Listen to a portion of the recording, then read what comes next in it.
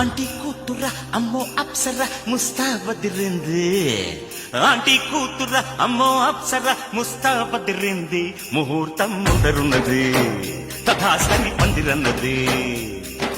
uncle పుత్రుడా hello అల్లుడా వరసే కుదిరింది వడ్డాణం తొందరన్నది wedding day సిద్ధమైనది పెళ్లి దాకా చేరుకున్న అందాల పిల్లగారు బావున్నారు